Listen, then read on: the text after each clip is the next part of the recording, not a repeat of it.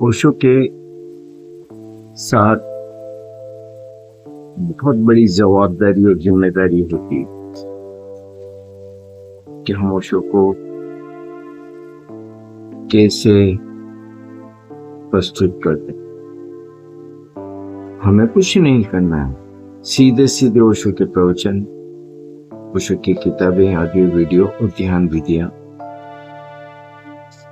हमें भी उपयोग करनी है और जो भी उसमें इच्छुक हो उनको भी दिखानी। काट छाट के बीच बीच में से कोटेशन निकाल के अपनी अपनी स्वार्थ अनुसार जहां जहां से अपना कोई मंतव्य निकलता है वो निकाल के अगर हम ओशो को प्रस्तुत करते हैं तो यह हम हमारे साथ भी अन्याय करते हैं और हम ओशो के साथ भी बड़ा अन्याय। ये नहीं किया जाना चाहिए। एक दौर चल रहा है इस देश में अभी, अब चलते हैं कई तरीके की चीजें चलती है, भीड़ के अपने मनोविज्ञान होते हैं। अभी एक समूह कांग्रेस से या नेहरू या गांधी और ये इन लोगों से चिढ़ा हुआ है या उनके आलोचक हैं या उनके निंदक हैं, तो हर बात का अर्थ निकालते हैं और वो करें। मेरे को राजनीति में ये सब करने में ये सब चीजें चलती रहती है, कोई वो नहीं। लेकिन अब ओशो को इसके लिए उपयोग मत। ये जो भी कर रहे हैं ये गुनाह कर रहे हैं।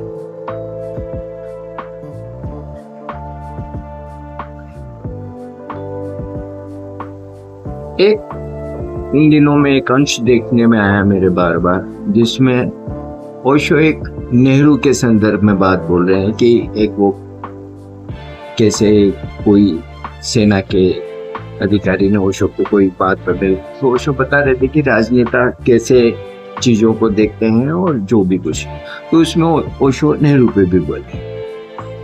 अब एक संदर्भ है जिसमें वो राजनेताओं की मानसिकता के ऊपर कोई इशारा कर, उसमें उन्होंने उस घटना का भी जिक्र कर लिया, लेकिन उस अंश को निकाल के इतना ज्यादा वायरल किया जा रहा है।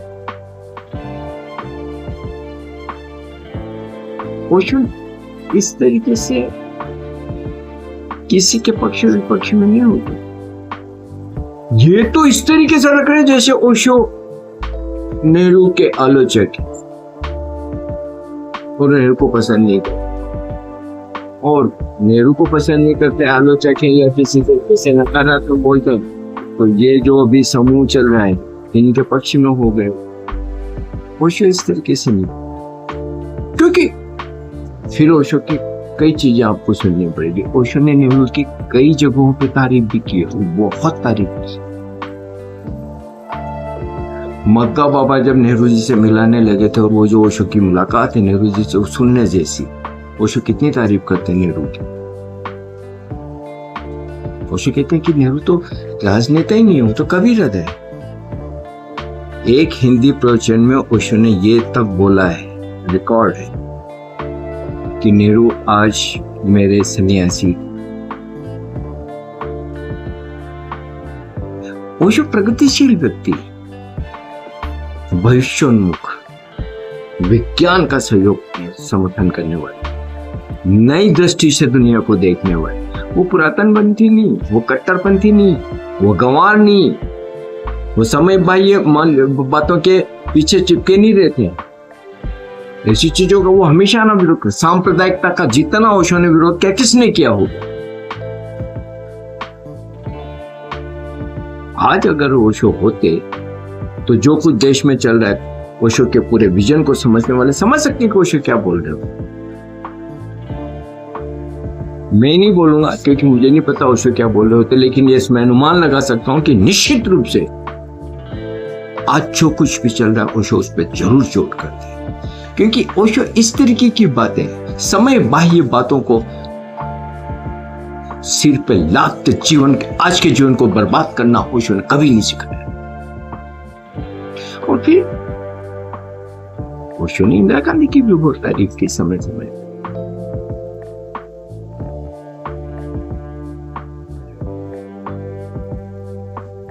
आपातकाल का समर्थन किया, नसबंदी का ओशो ने इतना समर्थन किया जिसकी कोई अनुमान नहीं लगा सकता। बाद के सालों में भी ओशो नसबंदी के समर्थन में बोलते रहे। फिर ओशो के तो ऐसी अनेक चीजें हैं, ओशो के तो ऐसे अनेक प्रवचन हैं। इसी तरीके से वो गांधी के ऊपर भी बोलता है, इसी तरीके से ओशो चीजों को लेते हैं।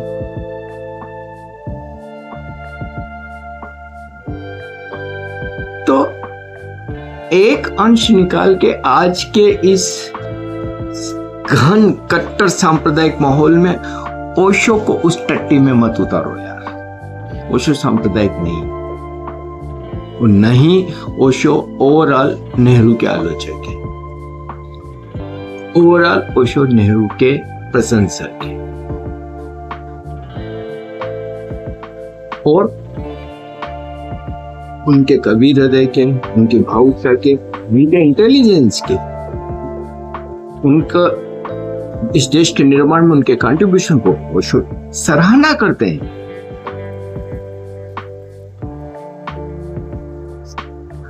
ये क्या कर रहे हो यार? इस जगह के मैं निश्चित रूप से कहूंगा कि कॉपीराइट होना चाहिए, क्योंकि इस तरीके की जो गंदगियां होती है उसको तो रोका जाना चाहिए। सोशल साइट पे मैं देख रहा हूं कि बाढ़ आई हुई है वो नेहरू के सेंस वाली।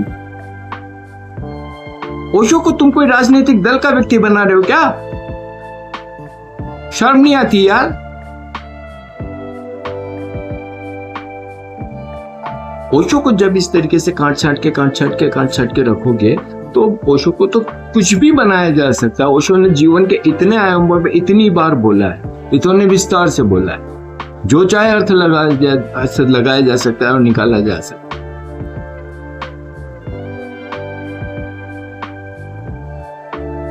संदर्भ से हटा के चीजों को मत रखो। अब जिन लोगों ने ओशो को नहीं सुना या नहीं पूरा पढ़ा, और अगर वो इतना सा नेहरू का समझे तो ये समझे कि ओशो भी एक सांप्रदायिक व्यक्ति थे, एक कट्टर थे,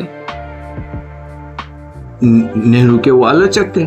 ऐसा नहीं, उस अंश में भी ओशो ये बताने की एक उदाहरण दे रहे हैं कि कैसे स्थितियां परिस्थितियां होती है और कैसे राजनेता उस पर प्रतिक्रिया करते हैं। अब वो हो सकता है कि कई बार सही हो सकता है नेहरू के उस प्रतिक्रिया से सहमत नहीं हुआ जा सकता, लेकिन जब व्यक्ति सालों साल बहुत कुछ करता है तो और हजारों निर्णय लेता है तो एक कुछ निर्णय उससे गलत भी लिए जा सकते हैं, उससे लेने में आ सकते हैं। बाद में बैठ के एक निर्णय को रेखांकित करके उस पूरे व्यक्ति को, उस व्यक्ति के देश के लिए और मानवता के कंट्रीब्यूशन को पहुंचा नहीं जा सकता, पहुंचा नहीं जाना चाहिए। कम से कम ओशो के नाम से ये अपराध मत करो भाई।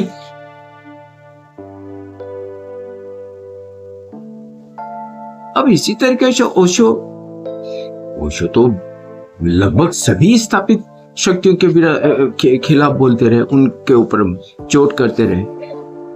वो पुरातन कई तरीके के जो प्रथाएं चली आ रही है उस पर चोट करते रहे। अब एक को निकाल के ये कह दो कि और ओशो तो उसके विरोध में है। ओशो ऐसे किसी के विरोध में नहीं है।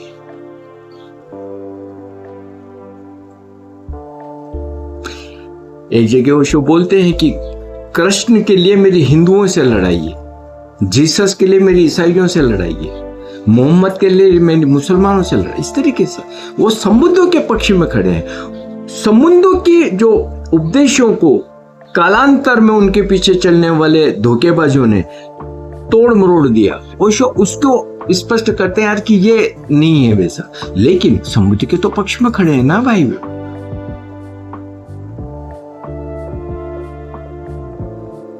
लेकिन संबुद्धि की किसी बात को, किसी विचार को अगर किसी निहित स्वार्थ वाले व्यक्ति ने तोड़ मरोड़ दिया तो ओशो उसको फिर पूरा उजागर करते हैं कि यार इस तरीके से चीजें हुई है। तो सेम आज ओशो के साथ ये देवदत्त और ये सब कर रहे हैं, इसी तरीके से मटकियां मेट कर रहे हैं। फिर कोई बुद्ध आएगा, सब बुद्ध आएगा जो फिर इन बातों को, फिर इन देवदत्तों को, रिलेटिव भारतीयों को और इनको, उनसे मानवता को बचाएगा। लेकिन आज मैं इस बात को तो निश्चित रूप से कहूंगा कि ओशो को किसी भी राजनीतिक का हिस्सा मत बनाइए। ओशो किसी भी राजनीतिक दल के समर्थन में नहीं, वो राजनीति के ही समर्थन में नहीं, वो दुनिया का सबसे निकृष्टतम कार्य राजनीति को कहते हैं। हमें पूरे जीवन चेताते रहे कि इस गंदगी में कभी मत जाओ। जो कुछ नहीं कर सकता वो राजनीति करता है।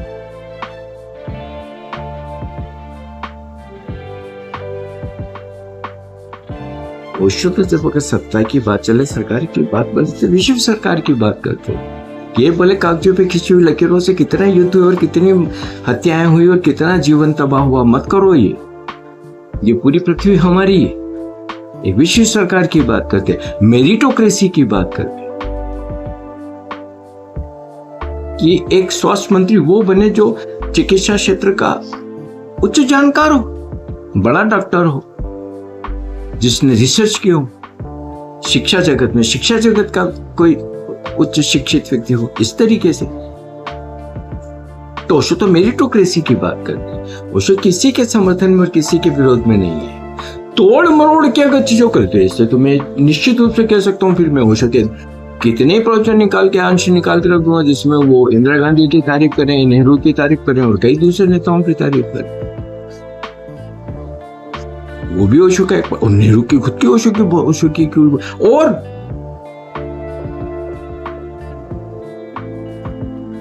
अटल बिहारी और अडवाणी जी और इनके ऊपर भी ओशो का बोला हुआ है, मोरारजी देसाई और इन सब पे।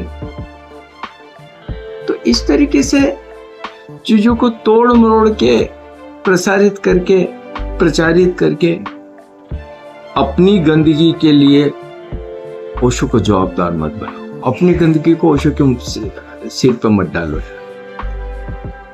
मैं जानता हूं कि जो लोग कर रहे हैं, जिनकी प्रोफाइल में देखता हूं तो मुझे पता है जिनको हम आजकल अंधभक्त कहते हैं, बुद्धि नाम की उनमें कोई चीज है नहीं, जड़ता है, मरे हुए हैं, कट्टरता है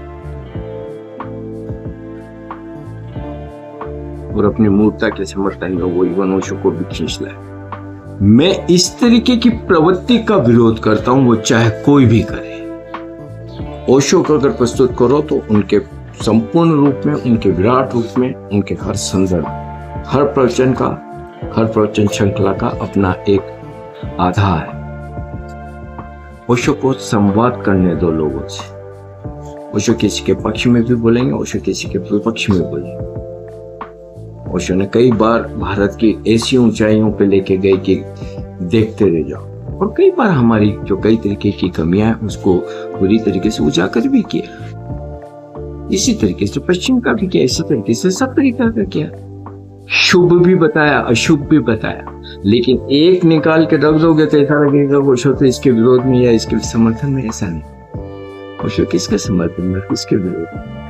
अंततः तो उनकी एक ही मंशा है कि हम सब बुद्धत्व को उपलब्ध हो जाए, हम सब अमृत को उपलब्ध हो जाए, हम सब ज्ञान को उपलब्ध हो जाए। बाकी इन सब चीजों से उनका क्या लेना है। प्लीज इस तरीके से किसी चीज को शेयर मत करो, आगे मत बढ़ाओ इस गंदगी को, इस बेवकूफी को, इसको रोको। कल एक मित्र की वॉल पे मैंने देखी है पोस्ट, मेरी कभी कभी उनसे बात होती है, मन हुआ उनको बताऊं कि क्या कर रहे हो, तो मत करिए शेयर। ओशो कभी इस तरीके से है भी नहीं। बात ही करो तो ओशो नेहरू के प्रशंसक हैं, आलोचक। बात ही करो तो ओशो सांप्रदायिकता के पूरी तरीके से विरोध में है, वो प्रगतिशील है, वो विज्ञान के समर्थक है, वो पुरातन पंथी और सड़ी सड़ाई बातों के साथ चलने वाले नहीं है। हमारे इस चैनल को सब्सक्राइब करें, लाइक करें, शेयर करें।